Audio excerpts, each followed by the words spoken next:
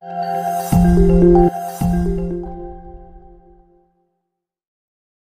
Abdullah ibn Mas'ud radhiyallahu ta'ala anhu. Ada Abdullah ibn Mas'ud radhiyallahu anhu. Abdullah bin Mas'ud ma'ruf, maklum, beliau adalah seorang sahabat Nabi, termasuk orang yang as-sabiqun al-awwalun, orang-orang yang lebih dahulu masuk Islam. Itulah dia Abdullah bin Mas'ud. Beliau ini orang yang jujur sehingga mendapatkan kasih sayang dari baginda Nabi sallallahu alaihi wasallam. Memang kalau jujur banyak orang yang menyenangi kita. Kalau jujur banyak orang yang sayang kepada kita. Itu dia Sayyidina Abdullah bin Mas'ud. Sebelum dia masuk Islam, Nabi dengan Abu Bakar berjalan, dan beliau ini seorang pengembala kambing. Dia belum kenal dengan Nabi Muhammad sallallahu alaihi wasallam, belum kenal dengan para sahabat Nabi sallallahu alaihi wasallam. Ketika para sahabat baginda, ketika Nabi dengan Sayyidina Abu Bakar As-Siddiq itu melewati rombongan, melewati daripada hewan ternak yang digembalakan oleh Abdullah bin Mas'ud. Kemudian Nabi sallallahu alaihi wasallam karena ketika itu mengasingkan diri dengan Abu Bakar yang daripada kebejatan daripada orang-orang kafir Quraisy, dan makanan tak ada, minuman pun tak ada. Jadi Nabi dengan Abu Bakar mendatangi Abdullah bin Mas'ud. Ini sebelum Abdullah bin Mas'ud masuk Islam. Kata Abu Bakar kepada Abdullah bin Mas'ud, berikan kepada aku, adakah daripada hewan atau kambingmu yang memiliki susu yang boleh aku beli untuk aku minum? Kata Abu Bakar ke Abdullah bin Mas'ud. Kata Abdullah bin Mas'ud, ini bukan kambing aku. Macam mana aku nak menjualnya sedangkan ini bukan milik aku? Jadi alhasil ketika itu, ini adalah miliknya daripada Uqbah ibni Abi Mu'tin. Itu yang pemilik kambing daripada Sayyidina Abdullah bin Mas'ud. Jadi kata baginda Rasulullah sallallahu alaihi wasallam, kalau begitu berikanlah kepada aku, pinjamkan, kata baginda Rasulullah, berikan kepada aku kambing yang tidak menyusui, maksudnya yang tidak ada susunya. Dalam arti kata kambing yang belum melahirkan atau yang tidak ada air susunya, berikan kepada aku. Jadi kata Abdullah bin Mas'ud, kalau itu bisa, silakanlah tuan pilih yang mana. Yang itu pun tidak menyusui, kata tidak ada susunya, kata Abdullah bin Mas'ud kepada Nabi Muhammad. Kemudian Nabi membaca dalam beberapa riwayat hadis, ada yang mengatakan membaca bismillah, ada membaca syahadat.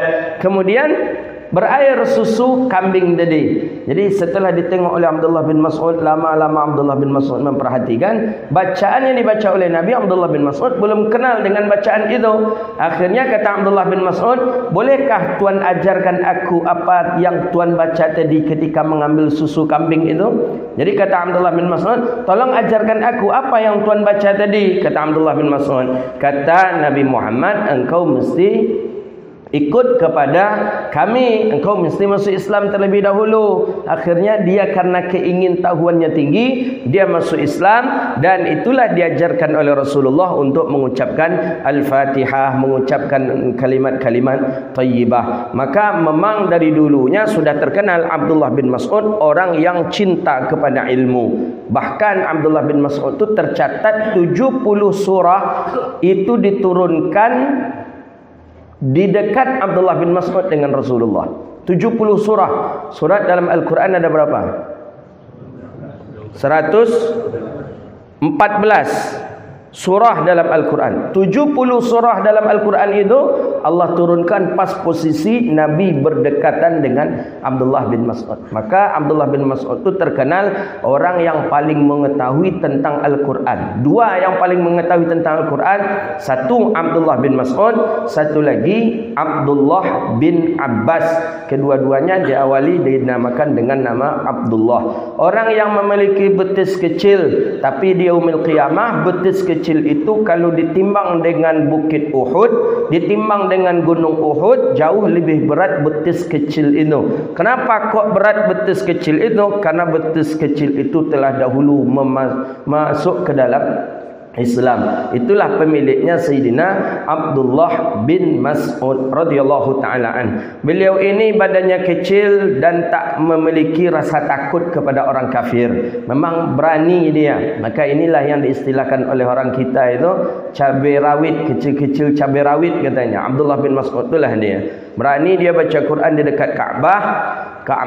Berani dia baca Quran, akhirnya ditarik, dihina, dipukul, hampir mati lagi Abdullah bin Mas'ud. Karena badannya kecil saja, orang pun kasihan kepada Abdullah bin Mas'ud. Akhirnya Abdullah bin Mas'ud pun dilepaskan. Dan Abdullah bin Mas'ud termasuk salah satu daripada penyebab ayat turun surah Al-An'am, kalau tak salah ayat 52 itu tentang menegur Nabi Muhammad sallallahu alaihi wasallam yang ketika itu Nabi akan mengusirnya di majlis. Sudah lewat hadis itu kita baca. Jadi kan Nabi diundang oleh orang kafir Quraisy ketika itu.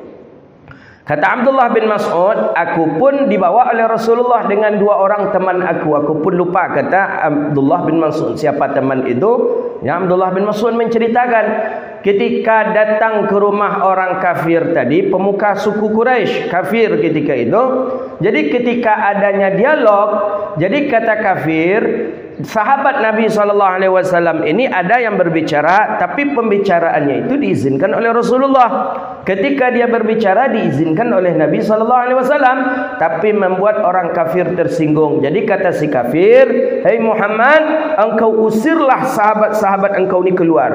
Usir dia, aku ingin berbicara dengan engkau saja. Usir." Hampir Nabi nak mengusir sahabat Nabi SAW 4 orang ini. Hampir lagi.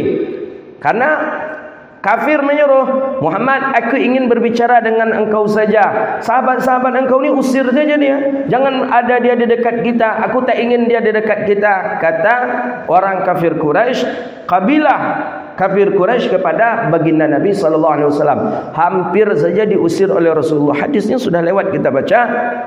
Akhirnya turun ayat menegur kepada Nabi Muhammad, jangan sampai mengusir sahabat yang setia kepadamu dalam Islam, yang setia kepadamu dalam dakwah, yang dekat dan selalu membekapmu dalam kebaikan. Maka oleh karena itu jangan diusir. Akhirnya ketika itu Nabi pun tidak mengusir para sahabat dan kafir itu pun muqni atau kafir itu pun mengikut. Jadi kalau ada kafir, ada saudara kita muslim, jangan sampai kita meremehkan saudara kita muslim. Jangan sampai kita mengabaikan saudara kita muslim. Itu jelas ayat turun tentang Abdullah bin Ummi Maktum.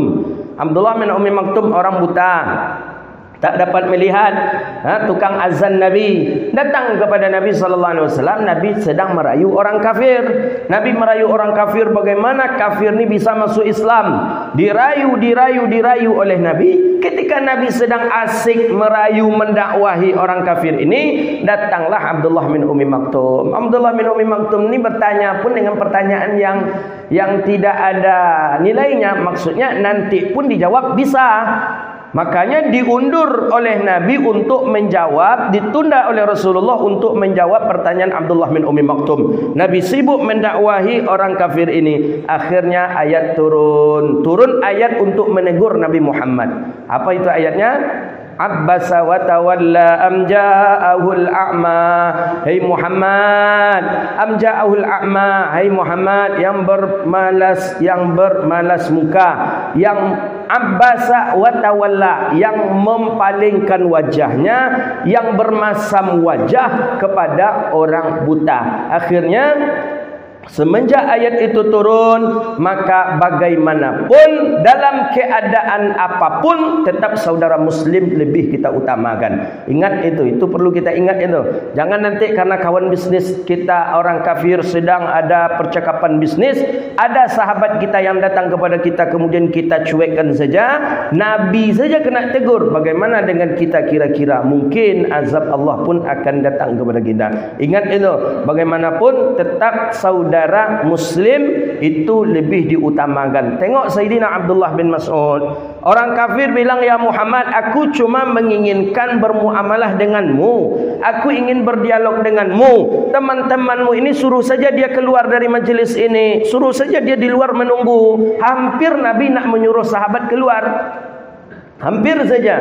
Bahkan dalam satu riwayat Nabi akan berbicara dengan sahabat ini untuk tunggu saja aku di luar. Bisa saja Nabi mengatakan seperti itu. Bisa saja fulan Abdullah bin Mas'ud, fulan, tunggu saya di luar. Nanti saya akan menjumpai kalian lagi. Sekarang saya berjumpa dulu dengan tokoh kafir Quraisy ini. Turun ayat langsung, turun ayat. Jangan mengusir daripada sahabat yang setia beriman denganmu, yang selalu setia denganmu. Itulah ayat itu menjadi asbab turunnya, karena Abdullah bin Mas'ud akan diusir oleh baginda Rasulullah sallallahu alaihi wasallam. Jadi ingat-ingat betul itu. Kita yang punya kawan kafir, yang punya kawan non muslim, ingat betul. Jangan sampai kita melecehkan atau tidak mempedulikan kawan kita muslim gitu. Apalagi kalau mentraktir kafir kita traktir, tiba kawan muslim tak kita traktir. Nah, itu lebih parah pula lagi. Kafir non muslim lah. Ada kawan menyebut si anu tu nak kafir dah ustaz. Nya ateis nya ustaz. Maksudnya ateis tu kafir lah tu. Nya nak kafir nya ustaz. Maksudnya nya ateis nya ustaz. Ya ateis. Ateis kafir lah, tak solat dia. Tak solat. Orang saja yang mengatakan, seorang muslim yang mengatakan solat itu tidaklah wajib, itu dihukum kafir. Apalagi jelas-jelas orangnya yang tak solat, tak pula meyakini Tuhan lagi. Jelaslah kafir. Ateis, tak kafir. Kafir. Tak bisa kita robah kalimat itu. Kalimatnya agak dipelembut sikit. Non muslim. Itu ialah. Ya, sama dengan, saya tak suka dengan Habib Rizik itu sekarang ustaz. Dulu saya dulu saya suka sekali. Ada jemaah itu, tapi sekarang tak suka. Kenapa? Kasar mulutnya. Masa seorang Habib bilang pelacur apa? Memang itu bahasanya yang layak untuk orang pezina. Kalau orang pezina dielokkan jo bahasanya begole, banyak orang berkeinginan nanti. Bahasa itu sudahlah, bahasa itu kan bahasa pelajaran itu. Bahasa itu kan menampakkan siapa sosok pelakunya. Kalau ia pencuri, ia pencilok namanya. Jadi dia indahkan jo bahasanya lagi. Apa bagusnya bahasanya itu kalau diperindah pula lagi itu. Jadi hak yang layak. Jadi agak apa saya dengan jemaah tadi itu, saya dulu salut saya tengok Habib Rizik, dan bahkan saya termasuk orang yang pergi ketika membela Al-Quran jilid 1, jilid 2, saya suka sekali. Tapi sekarang tak suka lagi. Kenapa kata saya? Yang mulutnya kasar. Kenapa? Masa dia bilang apa pelacur? Jadi maunya ente bilangnya apa? Bilangnya pelacur. Orang yang melakukan perangai maksiat dan bahkan sudah menjadi pekerjaan dia. Mal'un, lebih parah lah bahasa Nabi lagi. Mal'un itu apa? Terlaknat, terkutuk. Untung dah itu aja. Ini baru dengan bahasa itu saja kita ucapkan. Begitu. Ya, semenjak itu apa ya? Rasa saya ni mungkin apakah ada alergi je seketik mungkin kau makanya gitu dia. Jadi itu saya sampaikan ke bapak ini, enggak, kalau saya itu kurang sopan menurut saya. Ini bapak ni sopannya macam mana kata saya. Untung bapak tu nak ada di majlis wakil-wakil, dia berbasuh je kini balik. Jangan dibahasa sopankan lagi. Kalau Al-Quran mengatakan kafir, non muslim boleh. Kalau kita mungkin sedang ceramahnya sedang banyak di situ, mungkin boleh kita bahasakan saudara-saudara kita dari non muslim yang saya hormati, itu tak apa-apa. Tapi kalau sedang pas tempatnya, kaum muslimin juga ingin menampakkan siapa mereka, ya mesti harus kita katakan mereka kafir. Kalau memang itu bolehkan dengan bahasa yang santun, ya pasti dalam Al-Quran itu juga disebutkan ghairil Islam katanya. Mungkin bisa selain daripada Islam, non-Islam, tapi tidak ada. Dalam Islam ghairil Islam itu dalam ayat wa may yabtaghi ghairal islami dina. Itu ada dalam surah Ali Imran kalau tak salah itu. Wa may yabtaghi ghairal islami dina. Siapa yang mencari agama selain agama Islam, bukan non muslim pula artinya. Falayyuqbala min, tidak akan diterima daripadanya satu apapun, wa huwa fil akhirati minal khasirin, dan dia di akhirat menjadi orang yang merugi. Jadi Abdullah bin Mas'ud, sahabat Nabi sallallahu alaihi wasallam yang diizinkan Nabi untuk masuk rumahnya. Jadi Abdullah bin Mas'ud satu, Sayyidina Anas bin Malik satu, tu diizinkan Nabi keluar rumah, keluar masuk rumah baginda Nabi sallallahu alaihi wasallam. Ya, kalau kita bahasakan hari ini, ring satunya Nabi Muhammad itu adalah Abdullah bin Mas'ud. Kan ada ring satunya itu. Jadi kalau sahabat ingin jumpa, biasanya kalau ring satu di kita berduit tu Pak. Ring satu berduit di kita, karena ingin berjumpa dengan atasan dia mesti lewat dia dulu. Lihat dia lewat dia dulu gitu. Ya, lumayanlah kalau ring satu gitu. Kalau ring dua tu tak ada lagi. Jadi Abdullah bin Mas'ud, sahabat Nabi sallallahu alaihi wasallam, orangnya kecil, badannya kecil. 70 ayat surah Al-Quran itu diturunkan dekat dengan dia dan bersamaan dia dengan baginda Nabi sallallahu alaihi wasallam. Khalifah Abu Bakar, masih beliau diagungkan oleh orang karena beliau pencinta ilmu. Kemudian Khalifah Sayyidina Umar ibn al-Khattab. Umar utus beliau ke daerah Kufah karena orang Kufah meminta beliau bukan nak jadi gubernur, tidak, bukan jadi wali kota, bukan, tapi untuk sekedar mengajari orang Kufah untuk ilmu. Akhirnya berangkatlah dan sampai di Kufah, beberapa lama beralih ke khalifahannya Sayyidina Uthman, kalau tak salah Uthman ibn Affan. Beliau pun jatuh sakit setelah dijenguk oleh Sayyidina Uthman dan beliau pun meninggal dunia dan dikuburkanlah beliau di Baqi'.